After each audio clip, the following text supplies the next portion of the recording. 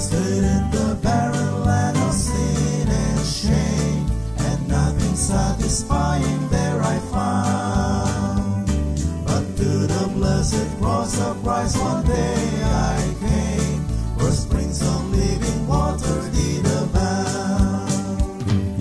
Drinking at the springs of living water, happy now and my soul is satisfied. Drinking at the springs of living water, oh wonderful and bountiful supply.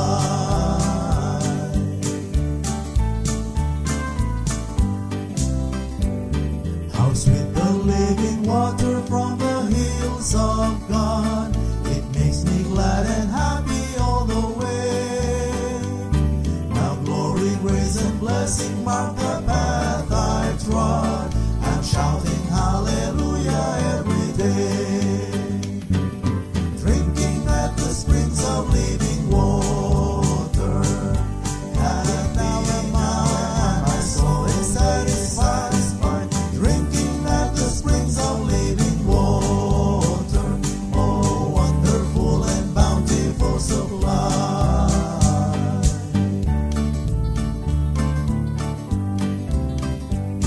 Oh Cedar, won't you come today to Calvary? A fountain there is flowing deep and wide. The Savior now invites you to the water free, where thirsting spirits can be satisfied. Drinking at the springs of living water, and now my soul is satisfied. Drinking at the springs of living water, oh wonderful and bountiful supply. Drinking at the springs of living water, and now my soul is satisfied.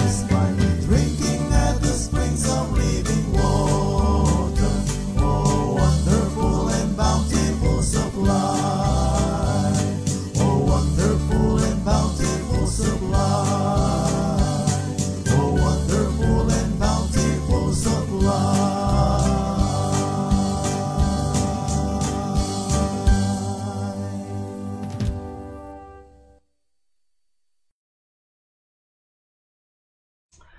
Magandang gabi po sa inyong lahat. Nandito na naman po tayo sa ating pong gabi-gabing pagsasalo-salo sa salita ng Panginoon.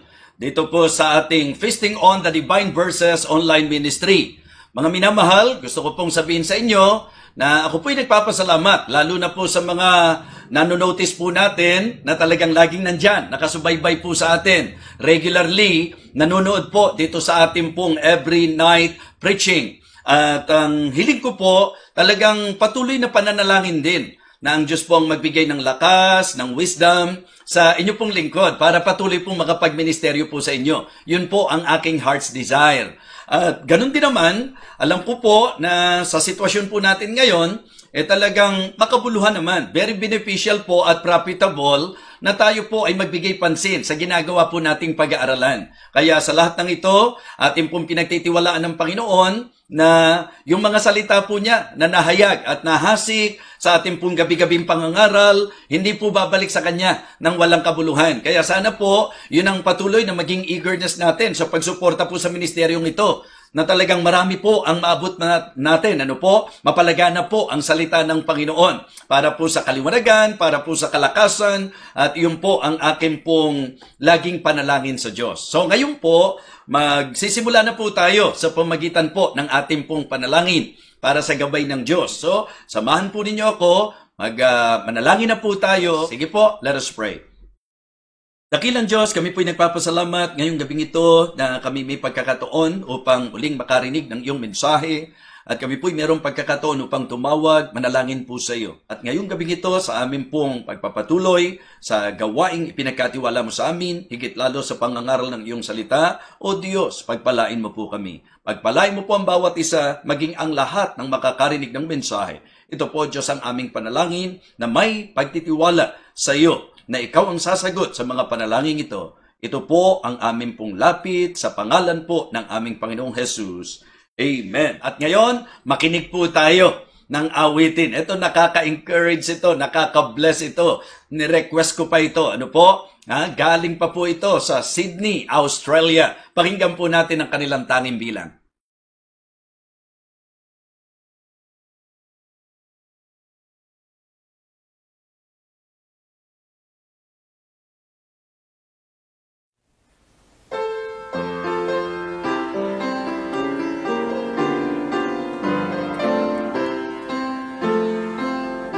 I traveled alone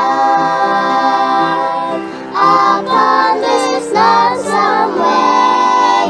My burdens were heavy and sorrow was my day. I looked for a friend, not knowing that he had all of my time. Been looking for me. Now it is Jesus and me. For each tomorrow, for every heartache and every sorrow, I know that I can depend upon my newfound friend. And so till the end, it's Jesus and me. The road may be long to heaven's pearly gate. I know that it's narrow, I know that it's straight, but Jesus is there. Through eternity, we'll travel alone, just Jesus and me. Now it is Jesus and me, for each tomorrow, for every heartache and every sorrow. I know that I can depend upon my newfound friend. And so till the end, it's Jesus and me. Forever I sing of His great love to me. Forever I tell it on land and on sea. I'll stay by His side. Oh, till I'll be for all my life. It's Jesus and me. Now it is Jesus and me, for each tomorrow, for every heartache and every sorrow. I know that I can depend upon my newfound friend. And so till the end, it's Jesus and me.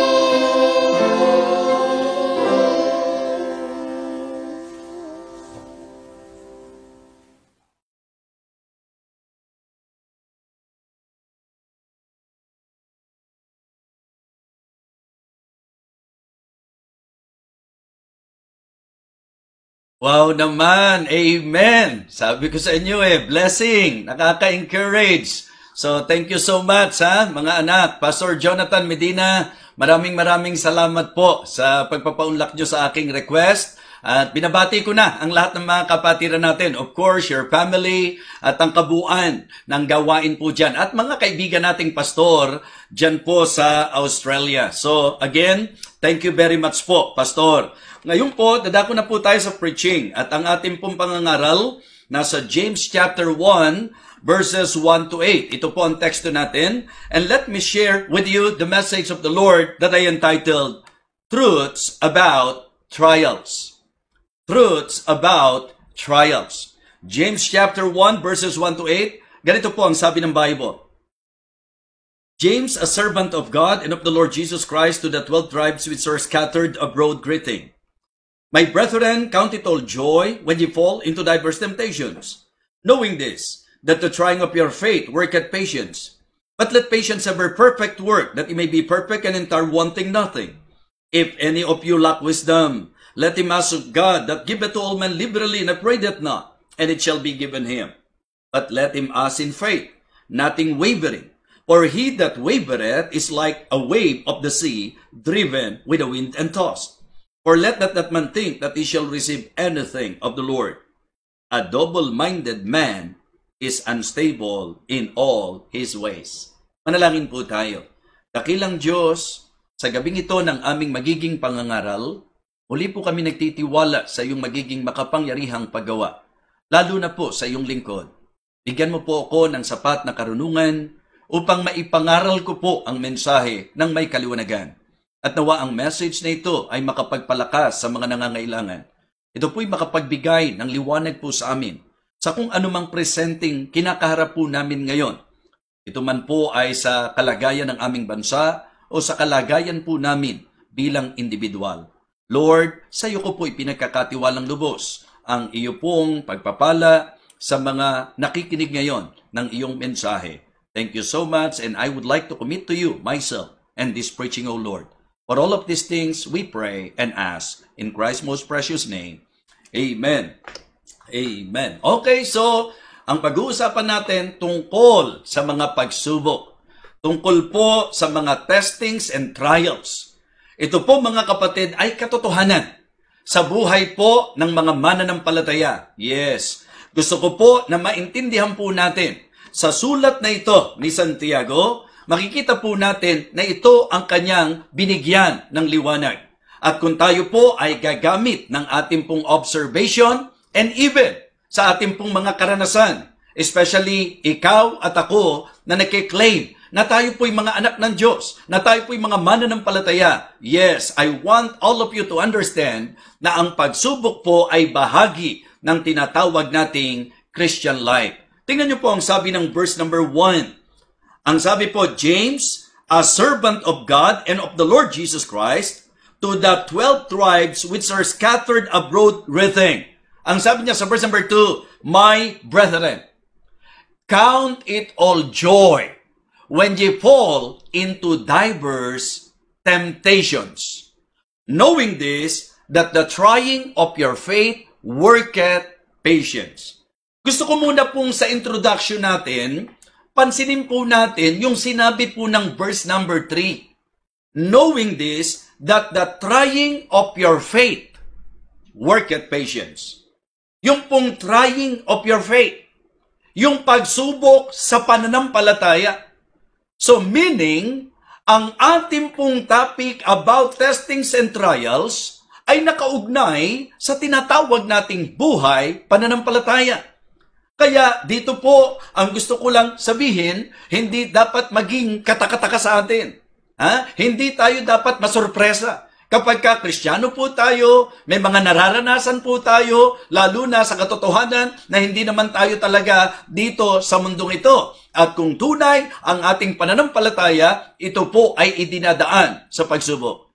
Now, tingnan po natin ang sinabi po ni Apostol Pedro sa 1 Peter chapter 4 and verse number 12.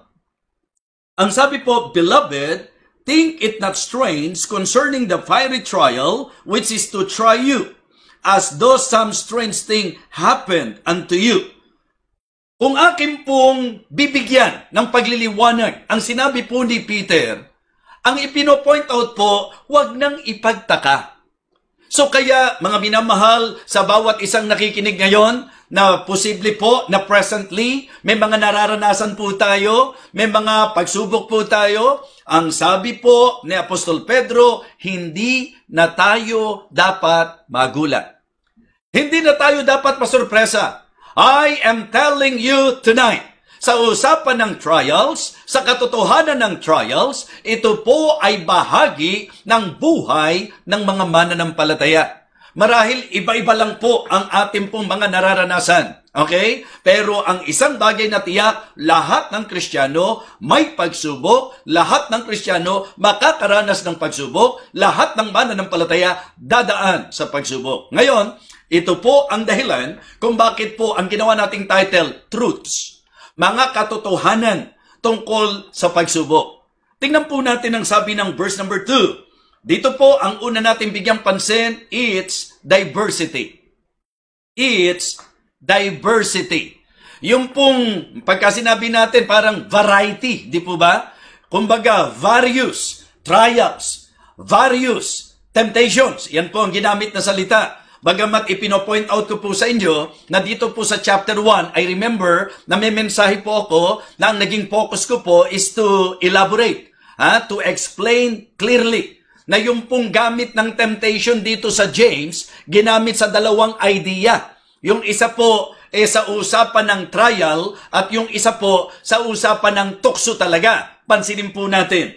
Ang sabi po ng verse number 2, My brethren, count it all joy when you fall into diverse temptations, knowing this, that the trying of your faith worketh patience. So, yung pagkakasunod po nung dalawa, ang nagbigay sa atin ng klarong kaunawaan na ang tinutukoy na temptation sa verse number 2 ay pagsubok.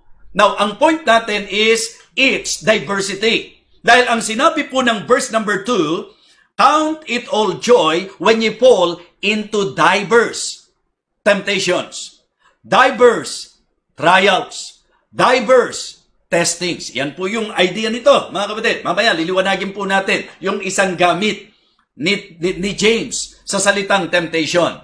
Pero let me share with you tonight na sa usapan ng trials, truths about trials, ang isa po sa katotohanan patungkol sa mga pagsubok, ito po ay iba-iba. Marami po, sari-sari po yan, mga kapatid. At ito po ay mapapatunayan natin sa iba pang mga talata po sa banal na kasulatan.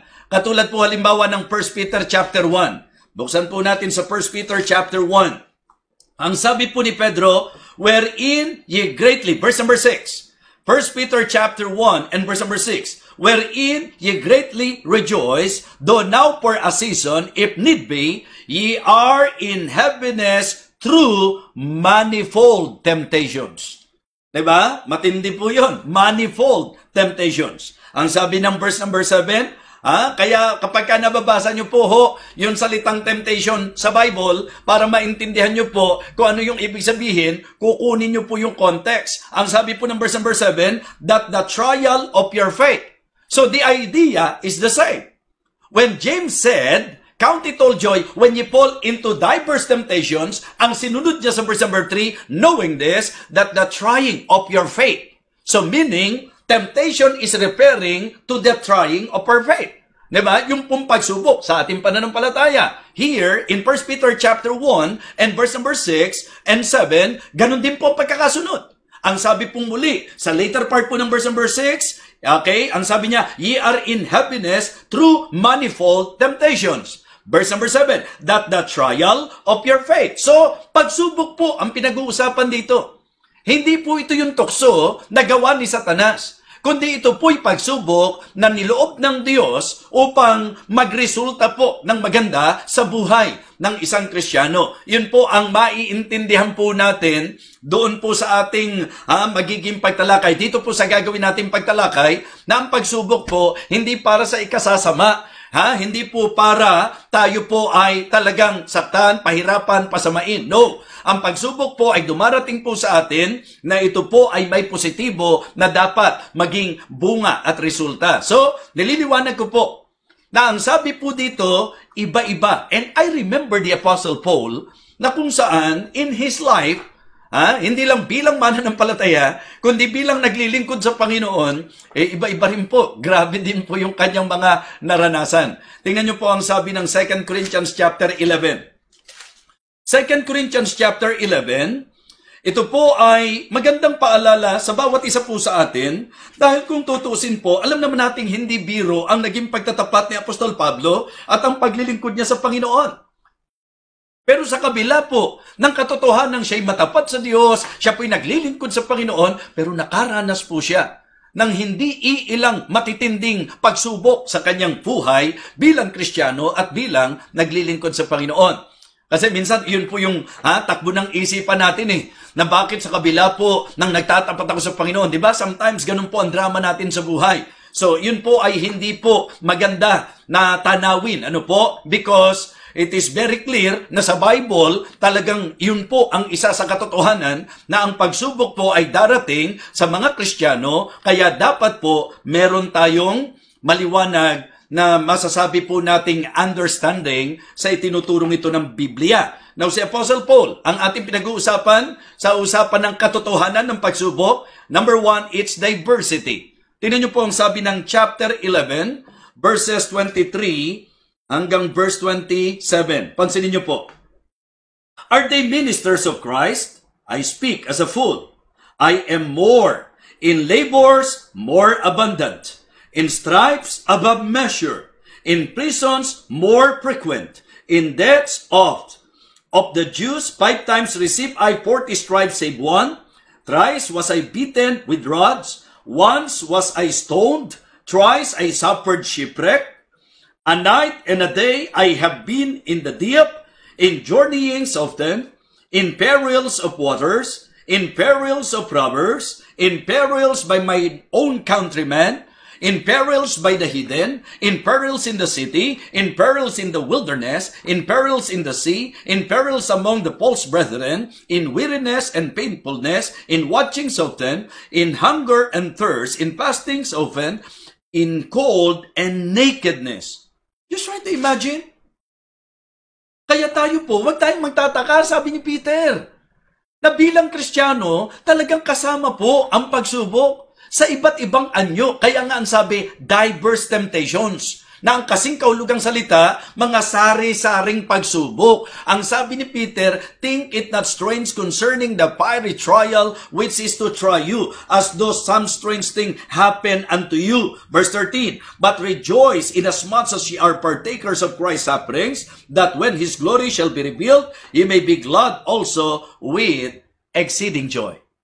So the first point, dito po sa message natin about yung pong katotohanan ng mga pagsubok is its diversity. Yes, parang katulad nung nangyari kay Job, di po ba? Sari-saring pagsubok po yun Nakaranas siya ng problema po saan? Sa negosyo. Nakaranas po siya ng problema saan? Sa kamatayan ng kanyang mga anak.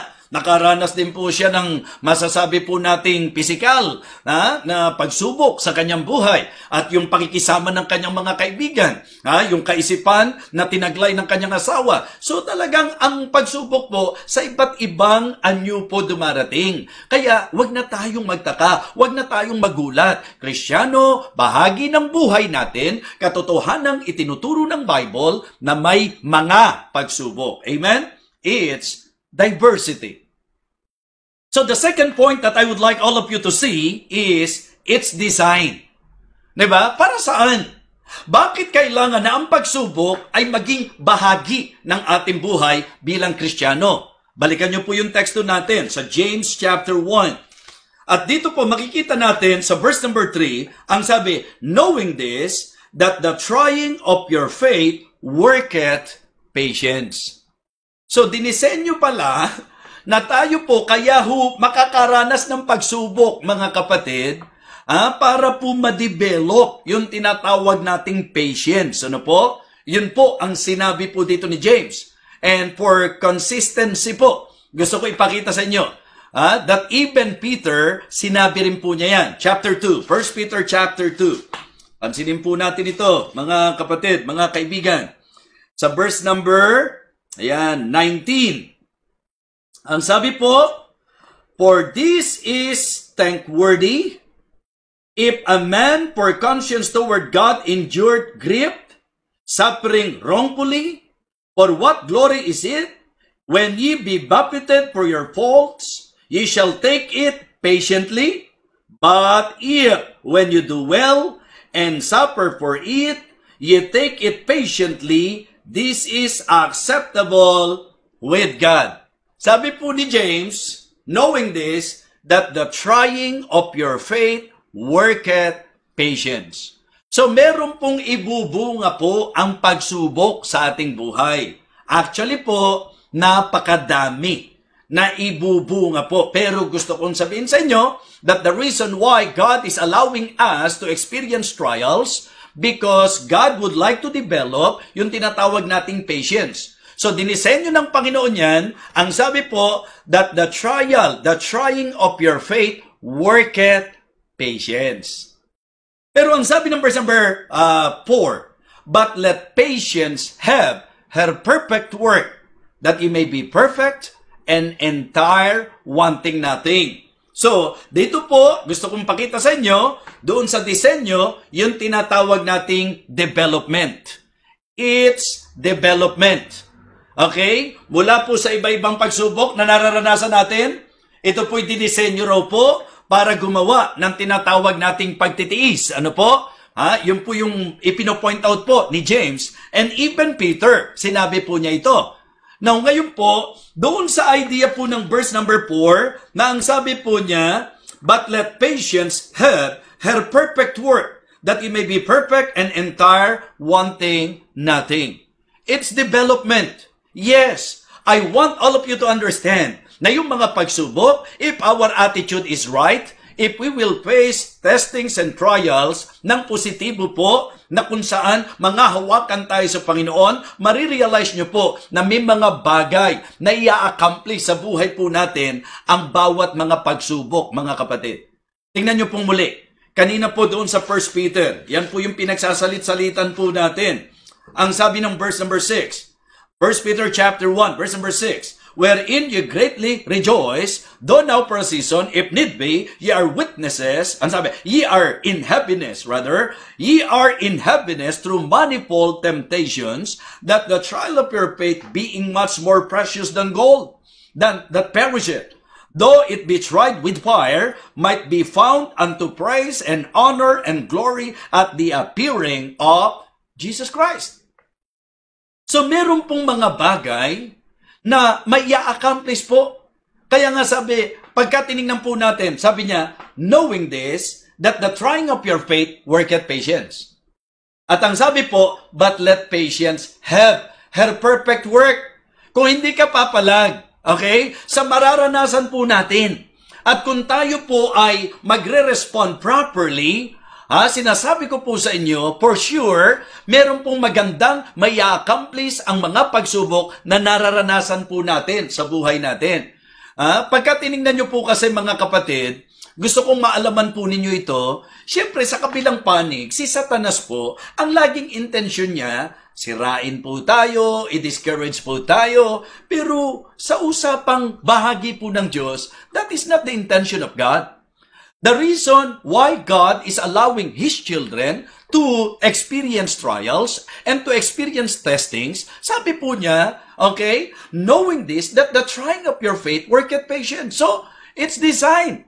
Meron pong i-accomplish to. May magagawa po ito. And it's development. But let patience have her perfect work, that ye may be perfect and entire, wanting nothing. Mga minamahal, ipinakita po ni Apostol Pedro na talagang pagkaraw po, ipinag-usapan po yung mga nararanasan po natin, yung pagsubok daw po sa pananampalataya po natin, magiging dahilan para mapadalisay po tayo. Very consistent yan Because even Job, nabanggit po niya yan sa Job chapter 23, di po ba? That when he has tried me, I shall come forth as gold. So may mga development, may mga ipoprocess po, may mga ia-accomplish po para maging better Christian po tayo, para maging better believer po tayo. Kaya ang tama, huwag papalag, count it all joy. That is the right attitude. Pagka may trial po tayo, imbis na magtampo sa Diyos, tayo po ay magkaroon ng tinatawag nating patience, and then atin po na panghawakan ang Panginoon and let God accomplish sa buhay po natin yung kanyang disenyo kung bakit po niya pinababayaan na dumating ang mga pagsubok sa atin. Now let me invite everyone to please turn your Bibles sa 1 Peter chapter 5. Sa 1 Peter chapter 5, maliwanag po sa verse number 10. And for you to better appreciate verse number 10, niliwanag dito ni Apostle Peter na ang buhay sa gawain po, may mga atake po ng kaaway. Dahil may Satanas po na kung saan sa paglalarawan as a roaring lion, walketh about seeking whom he may devour. Diba? Yan ang maliwanag na binanggit po dito eh. Ang sabi ng verse number 7, may mga alalahanin, may mga kabalisahan. Ang sabi ng 1 Peter chapter 5 verse 7, yung kabalisahan, ilalagak daw po natin sa Panginoon yan. Amen? Yun po. Kaya ano man ang problema mo, ano man ang mga difficulties, ano man ang mga testings and trials, you just need to rely on God and to trust the Lord. Pagtiwalaan mo, paano mo ipapakita yung tiwala mo sa Diyos? By casting all your cares on Him. Atin pong ilaga lahat ng gumugulo sa isip natin, lahat ng atake po sa buhay natin, lahat ng mga pagsubok po natin, itiwala natin sa Panginoon. And do not let the devil na talagang maibagsak po tayo. To put us down. Don't allow him na iyong po, maibagsak po niya tayo. Verse number 8, di po ba? Be sober, be vigilant, because your adversary, the devil, as a roaring lion, mapapansin niyo po yan eh. Kaya dyan ho pumapasok yung, bakit ganito? Kung kailan pa ako lumalapit sa Diyos? Bakit ganito? Kung kailan pa ako nag-decide na talagang magpapakatotoo na ako sa Panginoon? Ba't kung kailan pa ako naging Christian? At saka pa ako nakaranas nito? Bakit? Kasi po, ang sagot doon, hindi naman talaga natutuwa ang diablo eh. Na ikaw ay lalapit sa Diyos. Kaya totoo po yun, na lalo pong manggigigil po ang diablo sa atin. Now, pinapayagan po ng Diyos yan para masubok at makita yung kadalisayan po natin. Malinaw po ito. Yan po ang sinasabi. Again, verse number 8. Be sober, be vigilant, because your adversary the devil, as a roaring lion, walketh about seeking whom he may devour.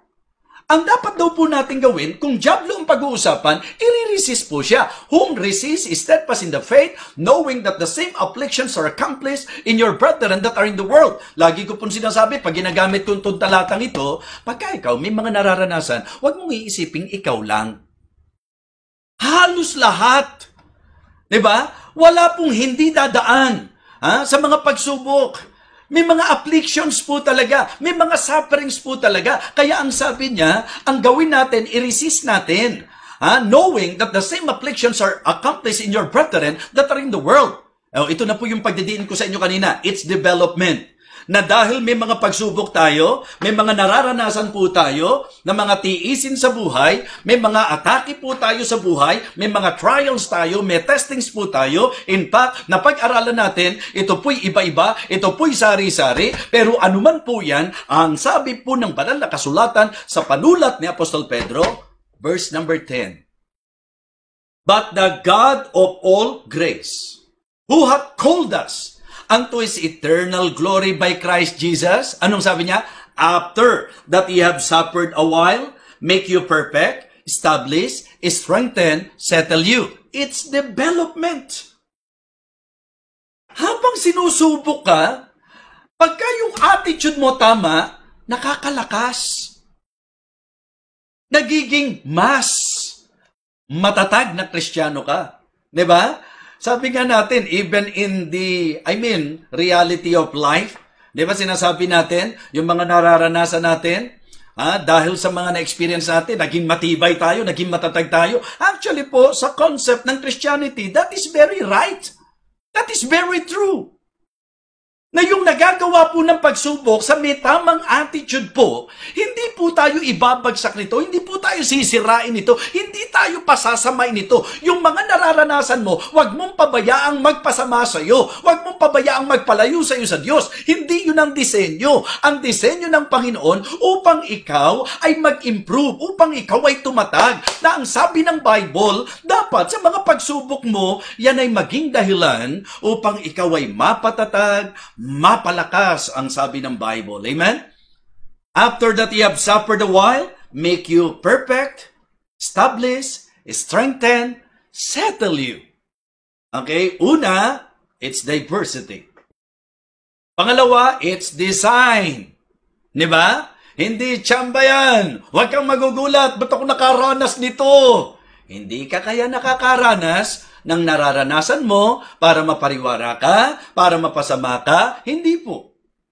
Pagka tama ang naging attitude mo at ikaw ay kumilala sa Panginoon, mga kapatid, magpapalakas sa iyo yan. Amen? So, yun po ang idea. So, it's design, it's development. Kaso ang problema natin, alam nyo kung ano? May mga pagkakataong hindi natin maintindihan. Diyan naman po pumapasok yung mga ganitong eksena. Ba't kailangan maranasan ko to? Ba't ako nalagay sa sitwasyong ganito? And worst, bakit pinabayaan ako ng Panginoon na maranasan ko to, na malagay ako sa ganitong sitwasyon? Di ba? At ang mas worse, may Diyos ba talaga? Okay? At ang punto, masagwa lalo yan kung nakiklaim kang Kristiyano, na para bang pinagsisisihan mo pa na naging Kristiyano ka dahil sa kung ano yung nararanasan mo. Ang kapatid, alam niyo po, isang bagay na gusto kong sabihin sa inyo. Pagka ikaw gulong-gulo at hirap na, hindi mo maintindihan yung nangyayari sa iyo. Kaysa mag-negative ka, ba't di ka lumapit sa Diyos? Di ba? Bakit hindi mo tawagan ang Diyos? Yun po ngayon ang ating pong ibigyang pansin. It's discernment. Pagka may mga trials po, ang katotohanan patungkol sa trials, kailangan lang ma-discern po natin. We need to identify, we need to understand, we need to know, at dito, ang kakailanganin natin, tawag sa Diyos. Hindi po reklamo sa Diyos, hindi po tampo sa Diyos, ang kailangan po, tawag sa Diyos. Amen? Tingnan niyo po ang sabi ng verse number 5. If any of you lack wisdom, let him ask of God, that giveth to all men liberally and upbraideth not, and it shall be given him. Kung gulong-gulo ka sa nararanasan mo, ba't lalo mo pang dadagdagan ng gulo? Bakit kung ano-ano pa mga hakbang na gagawin mo? Kung Kristiyano ka, ang tamang gagawin kapag ka nakakaranas tayo ng sari-saring pagsubok, maging yung mga bagay na parang hindi mo maintindihan, yan po'y panawagan for you to call on God. Lapit ka sa Diyos. Hindi yung right away, dahil di mo lang naintindihan, may mga kung ano-ano ka ng mga pinag-iisip. Do not give place to the devil. If we are experiencing trials and testings sa buhay po natin, you better approach God. Amen? You better talk to God and ask God. Ang sabi po ni James, if any of you lack wisdom, let him ask of God, that giveth to all men liberally, and upbraideth not, and it shall be given him. If we are experiencing difficulties, sufferings, afflictions, para po, hindi tayo mahirapan, i-discern po natin. Bakit ko nararanasan ito? Ang sabi ng Bible, ask God.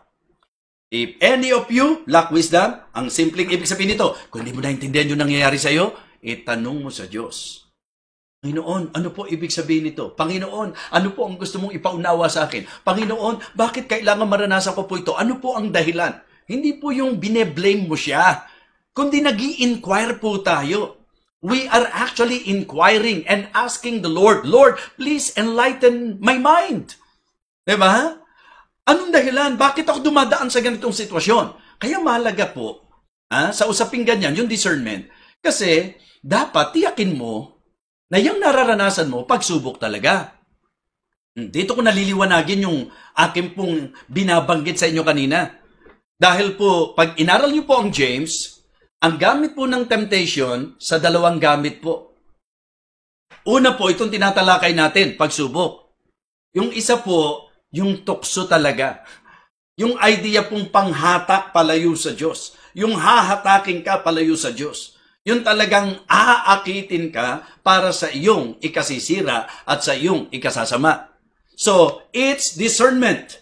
Dapat, wag kang mag-iisip na sinusubok ka kung hinahampas ka pala. Diba? Kung pinapalo ka pala. Sana wag mong isipin na testing yung nararanasan mo kung consequence pala. Kung anak ka niya, di ba? Maaaring chastisement po yan. Okay, sa pangkalahatan, marahil consequence po yan.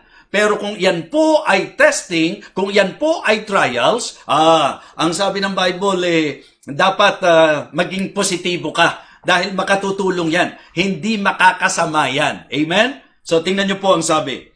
Sa verse number 5, if any of you lack wisdom, let him ask of God that giveth to all men liberally and upbraideth not. Ngayon, ito yung dapat aalamin mo. Pagka, ano pa itong nangyayari sa aking Panginoon? Pagsubok po ba ito? Kasi baka mamaya, iniisip mo naman, sinusubok ka, pero ang totoo nun, medyo, ikaw pala'y lihis sa kagustuhan ng Panginoon. Tingnan niyo po ang sabi ng verse number 12. Blessed is the man that endureth temptation. For when he is tried, he shall receive the crown of life which the Lord hath promised to them that love Him. Mga kapatid, tingnan nyo, yung isang typical na tao, mahirap maintindihan to eh. Kasi yung salitang temptation po dito sa verse number 12, wala pong pinag-iba doon sa sinabi po ng verse number 2. Yung count it all joy when you fall into diverse temptations, knowing this, that the trying of your faith. So, referring to testing po, trying of your faith eh. Diba? Dito sa verse 12, the idea is the same. Maganda po na ito'y medyo nasusundan natin. I remember na ituro ko po yan, na talagang ang topic ko po yung temptation at saka yung trials. At ito nga pong James, ginamit po natin. And again, I would like to emphasize that to you. Ang sabi ng verse number 12, nakapareho po ng idea sa verse number 2, blessed is the man that endureth temptations. For when he is tried, you see, ganun din ang idea. Kanina, okay, count it all joy when you fall into diverse temptation, knowing this, that the trying of your faith worketh patience. Dito po sa verse number 12, blessed is the man that endureth temptation, ang kasunod, for when he is tried. So, trial pa rin po yung konteksto ng verse number 12. Ba't ko nililiwanag? Kasi nga, discernment. Ang pinag-uusapan natin, you need to discern if what you are experiencing is testings or trials. Baka mamaya po, nagsasuffer tayo, bunga na pala ito ng mali nating nagawa. Consequence po yan. Or, pwede pong chastisement yan. Yan yung dalawang bahagi po. Mga kapatid, isang bagay po na kailangan po na matiyak ko sa inyo sa pagliliwanag, na kapag ka po pagsubok, maganda po ang dapat maging pagharap natin dyan dahil maganda po ang ibubunga niyan. Niliwanag natin kanina na kapag ka ikaw ay nasubok, ikaw ay magiging dalisay pa kaysa sa ginto. Sabi po ni Job, sabi rin po ni Pedro na ikaw po ay magiging dalisay na kagaya ng ginto. At narito po sa 1 Peter chapter 5, verse number 10, sabi niya, but the God of all grace who hath called us unto His eternal glory by Christ Jesus, after that ye have suffered a while. Ibig sabihin, yung tiniis mo, di po ba? Tiniis mo. Make you perfect, establish, strengthen, settle you. Yan ang liliwanag po ni Peter. Ang problema lang, pagsubok po ba talaga? Halimbawa ngayon, may pinagdadaanan ka, you need to discern if that is really testing.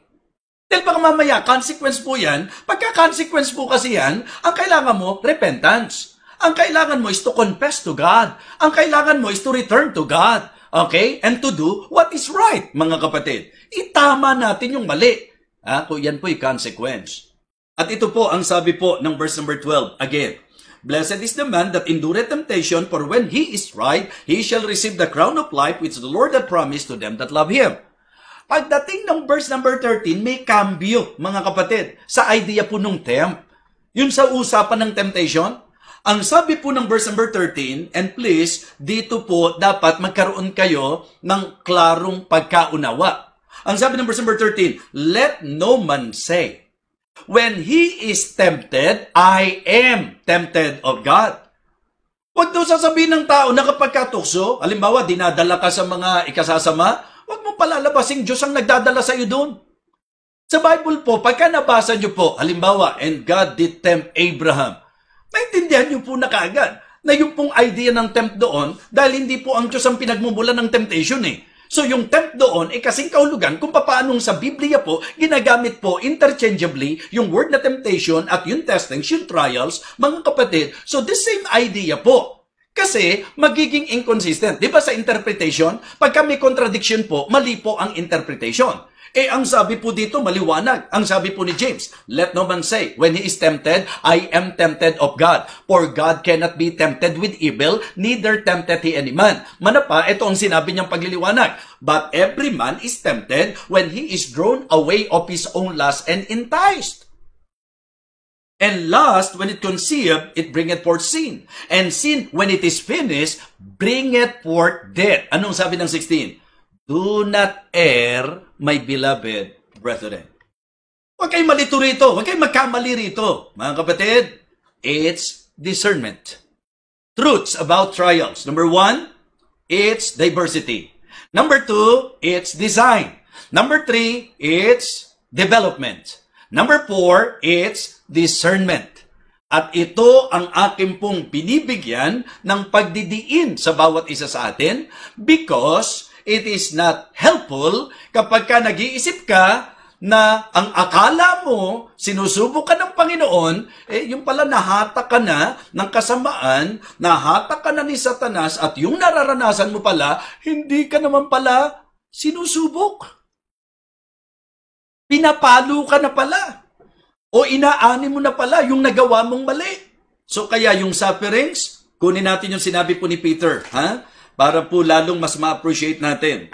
Napakahalaga po nito. Balikan natin yung 1 Peter 4, verse number 12. Beloved, think it not strange concerning the fiery trial which is to try you, as though some strange thing happened unto you. Sige po ho, medyo namnamin nating mabuti.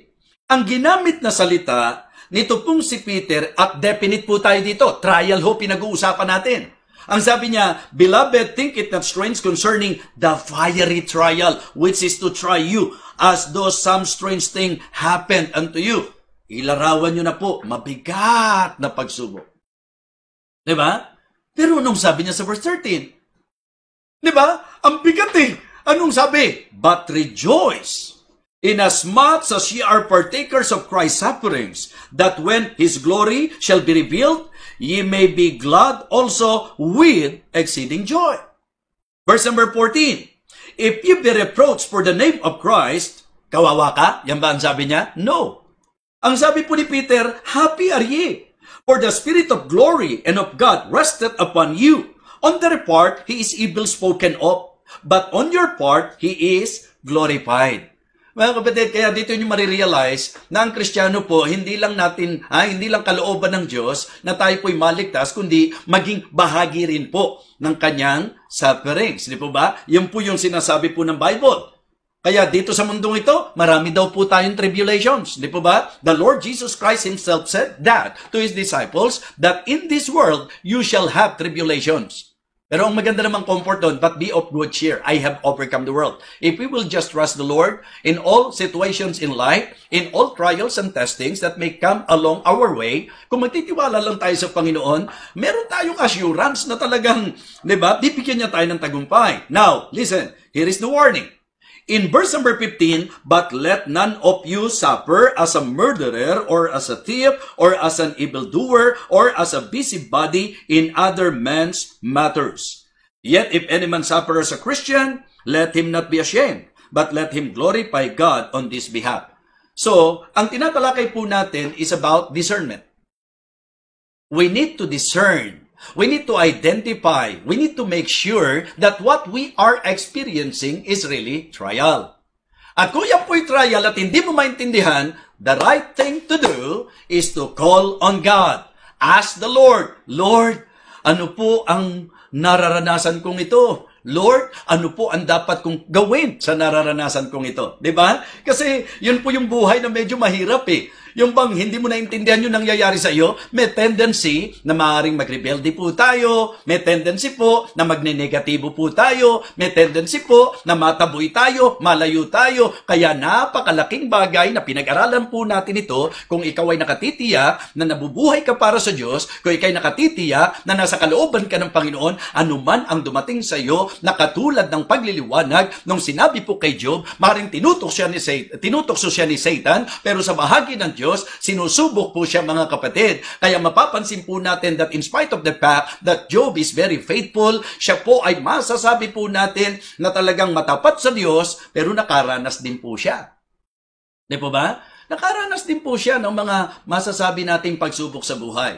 Si Apostol Pablo na napakamatapat na lingkod ng Panginoon. Si Peter po sa kanyang maliwanag na pagtuturo na meron daw po na mga pagsubok na darating. Ang kailangan lang daw po tiyakin natin na hindi ito dahil sa ating pong masasamang gawa. But let none of you suffer as an evildoer, or as a thief, or as a busybody of other men's matter. So mga kapatid, discernment is very important. So number 1, it's diversity. Number 2, it's design. Number 3, it's development. And number 4, it's discernment. Last but not the least. Okay? Number 5, it's dependence. Ang sabi po ng verses 6 to 8, balikan nyo po. Sa verse number 2, it's diversity. James 1:2. Count it all joy when you fall into diverse temptations. Sa verse number 3, it's design. Knowing this, that the trying of your faith worketh patience. And then sa verse number 4, development. But let patience have her perfect work, that you may be perfect and entire wanting nothing. Sa verse number 5, it's discernment. If any of you lack wisdom, di mo maintindihan? Let him ask of God, that giveth to all men liberally and upbraideth not, and it shall be given him. Sa verses 6 hanggang 8, ito naman po, it's dependence. Sa katotohanan ng pagsubok, anong gagawin natin? Lumayo sa Diyos? Magtampo sa Diyos? Magnegatibo sa Diyos? Ano pong gagawin natin? Magtiwala sa Diyos. Amen? Sabi po ng verse number 6, but let him ask in faith, nothing wavering, for he that wavereth is like the wave of the sea, driven with the wind and tossed. For let that man think that he shall receive anything of the Lord. A double-minded man is unstable in all his ways. So dito po maganda ngayon, na sa usapan pala ng pagsubok, we need to exercise our faith in God. Yung pang hindi ka mag-aalinlangan. Halimbawa, tiyak na tiyak mo na yung nararanasan mo, pagsubok talaga. At dahil tiyak mong pagsubok yan, alam mo na maganda ang i-accomplish sa iyo niyan, magtitiwala ka, manghahawakan ka sa Diyos. At dahil manghahawakan ka sa Panginoon, meron pong magandang kalalabasan po yan. Basta ang paalala lang po, sa usapang totoong pagsubok sa buhay mo, huwag kang mag-alinlangan sa Diyos. Amen? Yung bang mga kaisipan na katulad nung sinasabi po ni Pablo, na kapag yan ay pagsubok ng Diyos, walang pagsubok na darating sa tao na hindi niya kakayanin. Bakit? Sapagkat tapat ang Diyos na hindi niya pababayaan na tayo po'y subukin ng higit sa ating makakaya. Remember that? 1 Corinthians chapter 10 and verse number 13. There hath no temptation taken you, but such as is common to man, but God is faithful. Napakatapat ng Diyos na hindi raw po niya pababayaan, subukin tayo ng higit sa ating kaya. Mga minamahal, yun po ang gusto kong liwanagin sa bawat isa po sa atin. Kung ang Diyos pinapahintulutan po niya na ako ay makaranas ng pagsubok sa aking pagsunod sa Kanya, sa aking paglilingkod sa Kanya, maganda po ang gustong i-accomplish po nito. May dinidevelop ang Panginoon sa akin, kaya ang marapat po ito ang mangyari, at para mangyari po ito, I should learn to trust the Lord. Amen? Matutunan ko na pagtiwalaan siya. Paano tiwala? Yung hindi ka, di ba, hahapay-hapay, inaalon, mga kapatid. Hindi ka nagdadalawang isip, di ba? So, kaya dapat po, kapag ka medyo nandun tayo sa katayuan, na talagang medyo pakiramdam natin, ano kaya to? Lapit na sa Diyos. Lapit na sa Diyos. At ito ang tatandaan nyo. Walang anumang pagsubok na hindi kayo kayang tulungan ng Panginoon. Sa lahat ng sitwasyon sa buhay, our God is able. He is more than willing na tayo po ay Kanyang tulungan. Amen? So, mga kapatid, yun po ang ipinangako ng Panginoon sa atin. Na talagang Siya ang mismong tutulong sa atin. Siya ang magbibigay ng kalakasan sa atin. Basta ang paalala lang niya, verse number 6. Ihiling ka sa Diyos. Diba? Kasi hindi mo nga maintindihan. Ang sabi, if any of you lack wisdom, yun ang sabi ng verse number 5 let him ask of God. Lord, tulungan mo ko. Lord, liwanagan mo naman ako. Lord, ituro mo naman yung gagawin ko. At pagka ikaw ay tumawag sa Diyos, anong sabi? Ano pong paalala? But let him ask in faith. Nothing wavering. For he that wavereth is like the wave of the sea, driven with the wind and tossed. Alam niyo ang sabi? Let not that man think that he shall receive anything of the Lord. Why? A double-minded man is unstable in all his ways. Ano nga po ba ang dapat kong gawin kapag ka ako po ay nakakaranas ng pagsubok? Ang magtiwalang lubos sa ating Panginoon Diyos. Kaya kung ikaw ay may mga pagsubok, magtiwala tayo na ang Diyos ang pwede nating hawakan, ang Diyos ang pwede nating kapitan. Ngayon, Kung tayo po'y nakakaranas ng matitindi sa buhay natin at lalayo pa tayo sa Diyos, ano po inaasahan po natin? Mga kapatid, ang susi sa lahat ng pagsubok ay ang kapit at tiwala sa ating Panginoon. Amen? So I hope na naging blessing po sa inyo ang message natin. Again, ang message natin, truths about trials. It's diversity. Sari-sari po yan. Diba? Iba-ibang pagsubok po, mga kapatid. It's design. It's development. Hayaan po natin i-accomplish kung ano yung talagang, diba? I-accomplish ng mga nararanasan natin sa buhay. It's discernment. Kailangan lang liwanag. Diba? Kaunawaan na galing sa Diyos. And it's dependence. Walang ibang po pwedeng panghawakan, Diyos at Diyos lang. Mga kapatid, mga minamahal, I hope and I pray na sa message natin ito, anuman ang sitwasyon mo sa buhay, na-realize mo, ang Diyos ang kailangan nating lapitan at pagkatiwalaan. Manalangin po tayo. Dakilang Ama, aming Panginoon Diyos, muli po kami nagpapasalamat sa pangungusap na ginawa mo sa amin sa pamagitan po ng mensaheng ito. Dakilang Diyos, hiling ko po ang patuloy na paggawa mo sa buhay ng bawat isa sa amin. Nawa ito po'y nakalakas at nakatulong. Nakapagbigay po ng kaunawaan sa dapat po namin gawin sa kung anuan po ang dinadaanan namin sa buhay. Maging kung ito man ay konsekwensya po ng aming mga maling ginagawa, maging pakinabang pa rin na napaalalahanan po kami ng mensaheng ito upang ito po ay aming maituwid, Panginoon. At ang hiling ko po, O Diyos, ang bawat isa po sa amin ay matutong lubusang lumapit at magtiwala sa iyo, Panginoon. Salamat po ng marami. Igawad mo po ang iyong basbas at ang iyong pagpapala sa bawat isa po sa amin. Ito po ang aming panalangin sa pangalan po ng aming Panginoong Jesus. Amen. Amen. Okay, so maraming salamat po. Muli po, ngayong gabi, tayo po'y nagtatapos ng ating pong ginagawa, ibinabalik at ibinibigay po natin ang kalwalatian sa Diyos na kung tutuusin po, siya lang talaga ang karapat-dapat. Muli po, magandang gabi sa inyong lahat.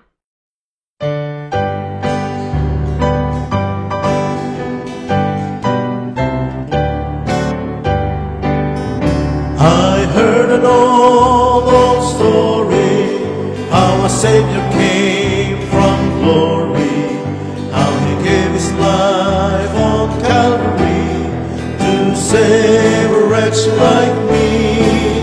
I heard about His groaning, of His precious blood's atoning, and I repented of my sins and won the victory.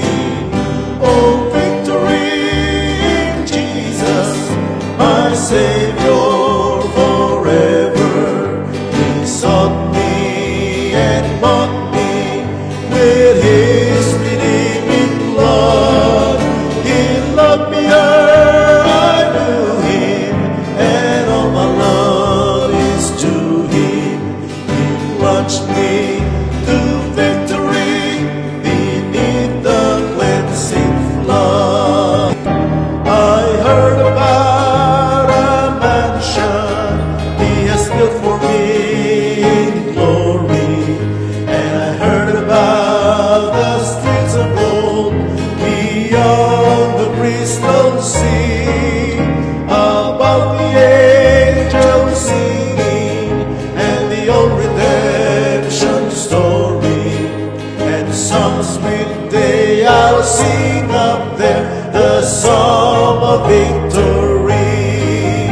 Oh, victory in Jesus, my Savior forever.